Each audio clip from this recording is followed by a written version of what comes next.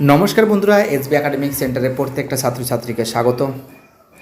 দেখতে পাচ্ছ আজকে আমি মাধ্যমিকের রায় মার্টিন প্রশ্নবিচিত্রা সলভ করেছি 2027 সালের ভলিউম 1 ফার্স্ট এবং second summative evaluation test.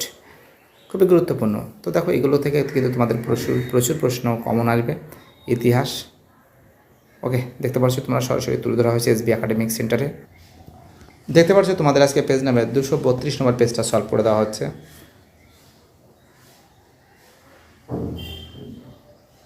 Bardhaman school set 7 page নম্বরটা দেখিয়ে দিলাম।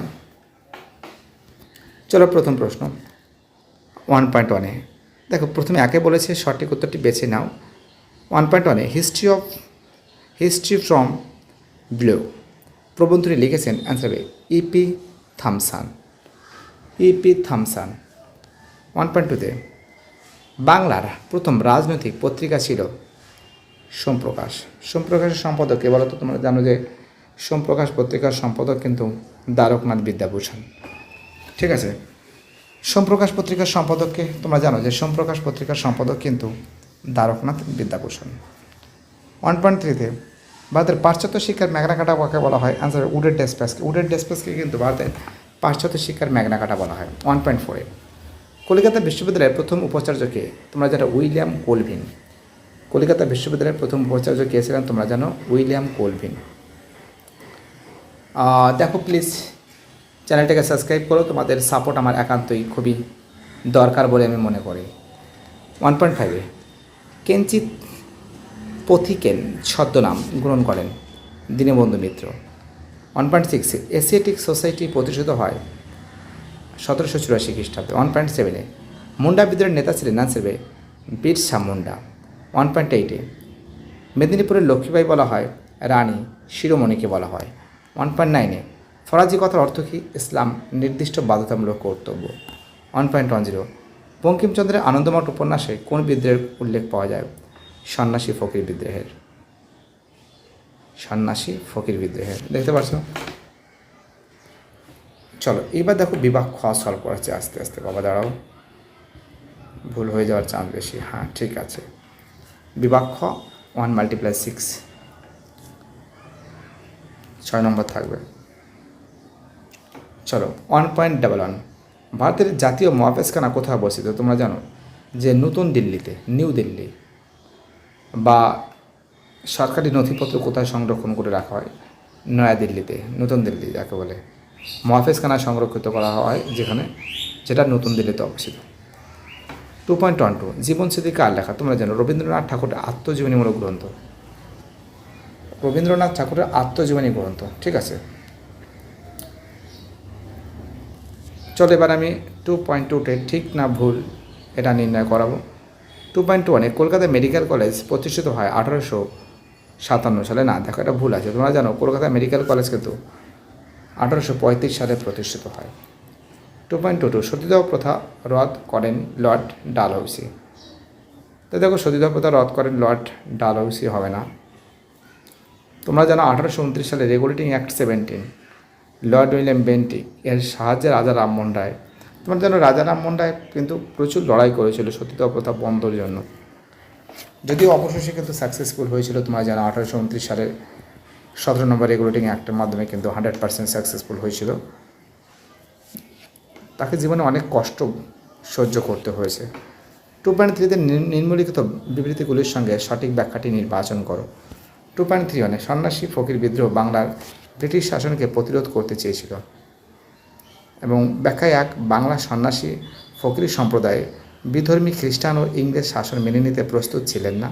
ব্যাখ্যা 2 বাংলার সন্ন্যাসী ফকির সম্প্রদায় কোম্পানি শাসনের ফলে তাদের প্রথাগত জীবিকা থেকে বঞ্চিত হয়। এটা ব্যাখ্যা 2 হবে।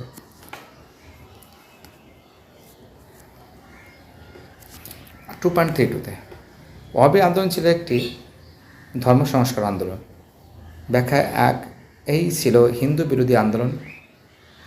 ব্যাখ্যা 2 তিতুমির তার অনুগামীরা অন্য ধর্মাবলম্বীদের ইসলাম ধর্মে ধর্মান্তরিত করতে প্রয়াসী হয়েছিলেন। ব্যাখ্যা 3 ইসলাম ধর্মের কুসংস্কার দূর করে শরীয়তের উপর নির্ভর করে ইসলাম ধর্মের সংস্কার ছিল এই আন্দোলনের লক্ষ্য। ব্যাখ্যা 3 হবে।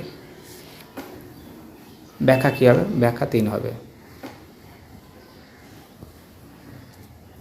ঠিক আছে, এবার দেখো এই প্রশ্নগুলো, পেজ নম্বর 233 নম্বর পেজ। অ্যানাল স্কুল বলতে কী বোঝো?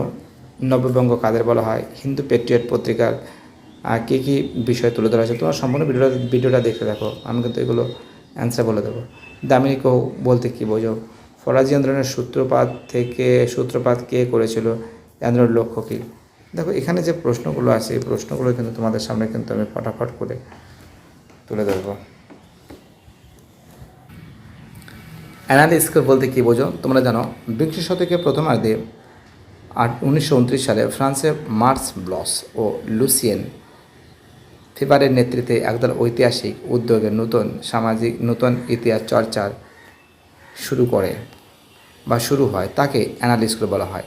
এই ধারায় কেবল রাজাদের কাহিনী নয়, বরং সমাজের সাধারণ মানুষের জীবনযাত্রা, অর্থনৈতিক সমাজতত্ত্বকে গুরুত্ব দিয়ে ইতিহাসের সামগ্রিক বিশ্লেষণ করা হয়। খুব ইম্পর্ট্যান্ট প্রশ্ন বলে আমি মনে করি। চলো আমাদের পরের প্রশ্ন 3.3-তে। হিন্দু পেট্রিয়ট পত্রিকায় কী কী বিষয় তুলে ধরা হতো? তোমরা জানো হরিশ্চন্দ্র মুখোপাধ্যায় সম্পাদিত হিন্দু পেট্রিয়ট পত্রিকা মূলত নীলকর সাহেবের অত্যাচারের কথা, নীল চাষিদের দুরবস্থার কথা গুরুত্বের সাথে তুলে ধরা হয়। এছাড়া সাঁওতাল বিদ্রোহের সমর্থন এবং তৎকালীন ব্রিটিশ সরকারের বিভিন্ন শোষণমূলক নীতির কথা পড়ার সমালোচনা করা হয়েছে।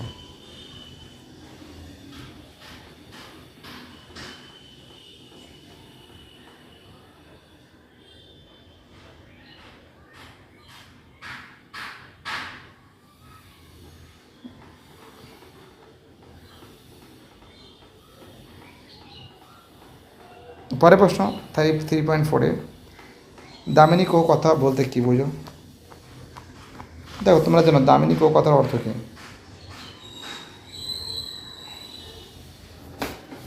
দামিনী কৌ কথার অর্থ হলো যে পাহাড়ের প্রান্ত দেশ, যেটা তোমরা জানো 1832 খ্রিস্টাব্দে ব্রিটিশ সরকার রাজমহল পাহাড়ের পাদদেশের সাঁওতালদের বসবাসের জন্য যে বিস্তীর্ণ এলাকা নির্দিষ্ট দিয়েছিলেন তাকে দামিনী কৌ বলা হয়।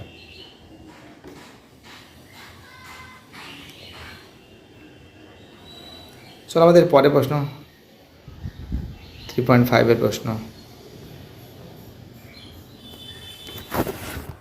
3.5-এর যে প্রশ্ন আছে দেখো কি বলেছে, যে ফরাজি আন্দোলনের সূত্রপাত কে করেছিলেন এবং এই আন্দোলনের লক্ষ্য কী ছিল? খুব ইম্পর্ট্যান্ট কোশ্চেন, কিন্তু এটা কিন্তু খুবই গুরুত্বপূর্ণ প্রশ্ন মাধ্যমিকের জন্য। দেখো আমি অ্যান্সারটা তোমাদের পড়ে শোনাচ্ছি। ফরাজি আন্দোলনের সূত্রপাত করেছিলেন হাজী সৈয়দুল্লাহ। এই আন্দোলনের মূল লক্ষ্য ছিল ইসলাম ধর্মকে যাবতীয় কুসংস্কার ও অইসলামিক রীতি থেকে মুক্ত করে আদি ও বিশুদ্ধ রূপদান করা এবং নীলকর ও জমিদারদের শোষণের হাত থেকে কৃষকদের রক্ষা করা। দেখো এটা কিন্তু হয়ে গেছে বলে তো এই প্রশ্নটা আমি একটা জিনিস বুঝতে পারছি না, এই আন্দোলনের লক্ষ্য কী ছিল?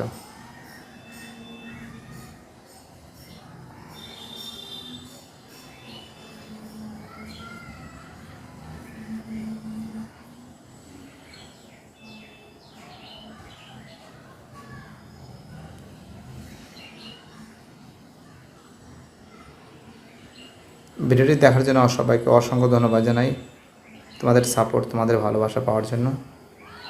আর এই সাপোর্টেই ভালোবাসা এসবি একাডেমিক সেন্টার সবসময় জন্য পেয়ে থাকবে। বাই টাটা, সবাই ভালো থাকবে।